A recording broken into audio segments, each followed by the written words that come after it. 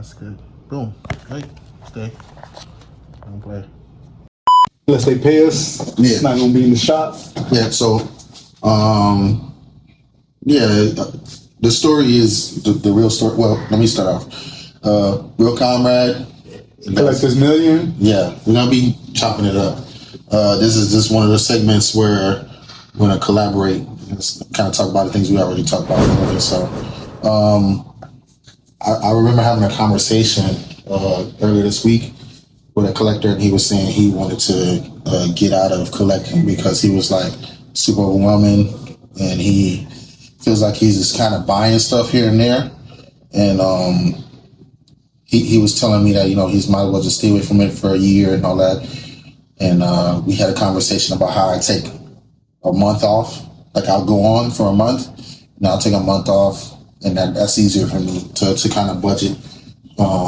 Because this does get overwhelming. It gets expensive. It gets pretty crazy because you want to have everything that you see in front of you right at the moment. Mm. And you don't always think about the checks and balances. But we had a conversation about it. Yeah. And you had some thoughts on like the financial aspect of collecting, and how from one point to the other, it goes from collecting to being, this fun thing to collecting like, oh, I gotta spend money on this. And what a lot of people don't treat collecting like, they don't treat it like they treat anything else. It's like you have to have a start point, you need an end point. Mm-hmm. What is the goal of your collection? Mm-hmm. What is it that you want to achieve with your collection? Mm-hmm. People think they just collect to collect, and there's so many things to collect that there's no end point in sight.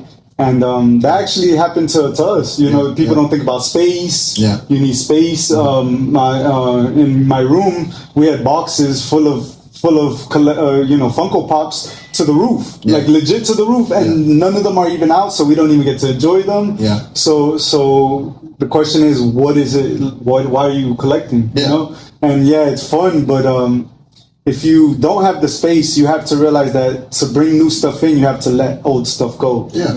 And not only does that help you with space, but that helps you with the other problem, which is financially. Yeah. People go, there's, I was having the conversation with you where a guy went into $138,000 in debt for Pokemon cards. That's so wild. And then, he ended up losing his wife. He has 3 kids. So he lost his wife and his kids. He lost his house, and it becomes a financial burden, and it's no longer this fun thing like, hey, I'm collecting and I'm a part of this community. Right. When it's like, drinking, you could go out and drink and have fun. Yeah. But then at what point does it become toxic? Yeah. And bad for your well-being, your mental being, your life, period. This whole community supports the dysfunction, what I'm saying? Not to say it's crazy, but like this community's for everything, right? Yeah. But I feel like they support the instability of collecting because you're like, oh shoot, I went and I rushed and I made an impulsive decision. Mm-hmm. Feel great because you can show people. Yeah. But at the end of the day, nobody knows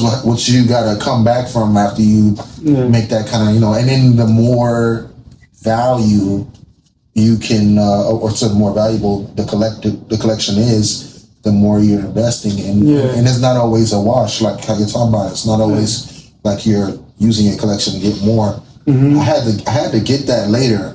In the beginning, I just started spending money, but then I learned that I had to sell some of it, and I learned that I can kind of use some of this, So when I used some of it and I got money from it, I was like, I could keep doing this as long as I can remember to come back and control myself. I can keep, but it's very hard to want to sell because you start getting things that have some kind of intimate meaning or emotional attachment. Got some value that you can't really tangibly put your hand on, but it's not always strategic with this for me. At least it's a lot of stuff you get, it doesn't retain value. It's just like a sentimental thing.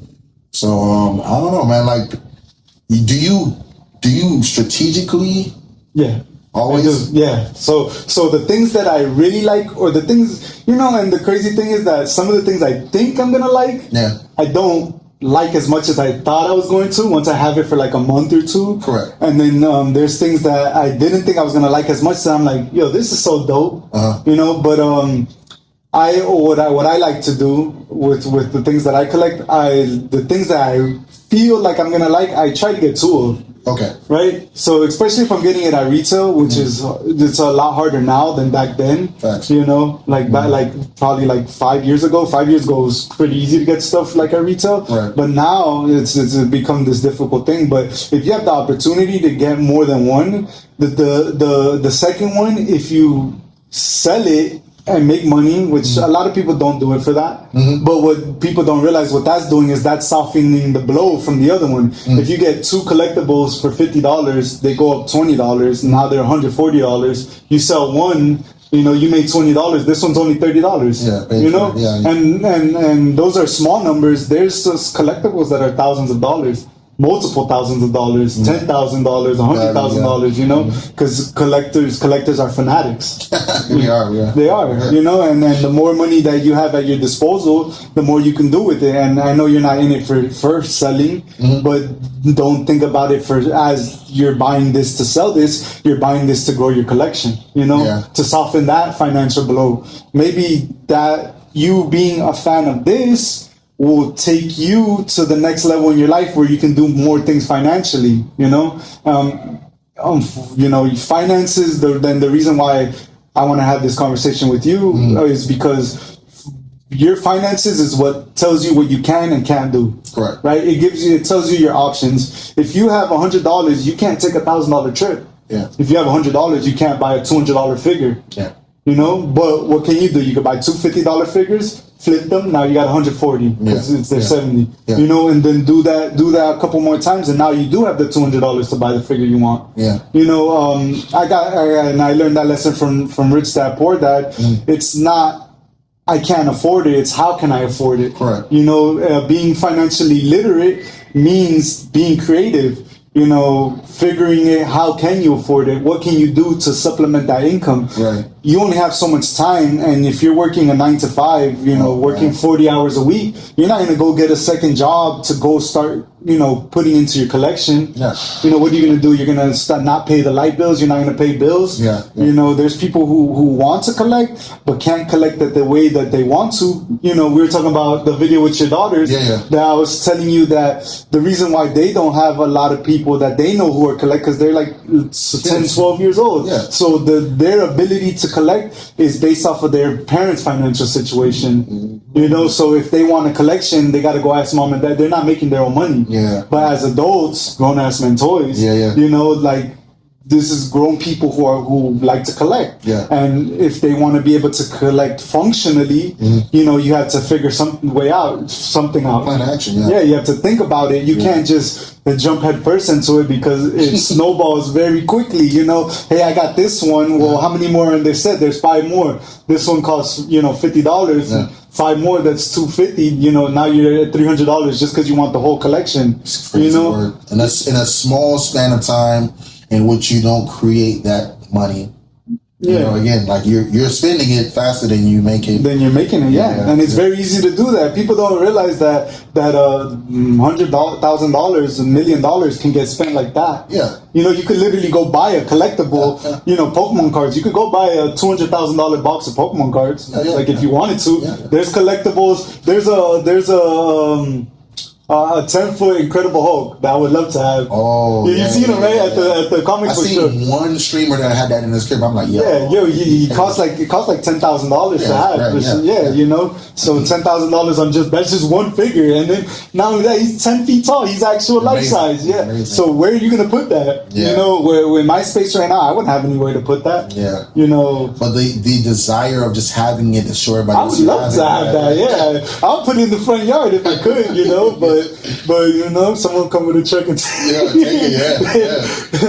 But the balance piece for sure is exactly what I align with, because you're not factoring in. You know, when I say you, I say all of us that do this. We're not factoring in the pacing at which collecting is becoming such a enamored, like a big thing. Well, it's so many things coming out at once. Yeah, so many cool stuff, and it's cool stuff. It's not like when we were kids when it's like a little. No, there's so many cool things that do come out, and like it's like eye candy. You want it all. Yeah, you want to be a part of it, but you can't logically, without having a plan, actually can't logically be a part of all of that. Yeah. Even with the $20 stuff that's now $30 stuff, you can only do so many of those. You know what I'm saying? And then it's gonna start to hurt.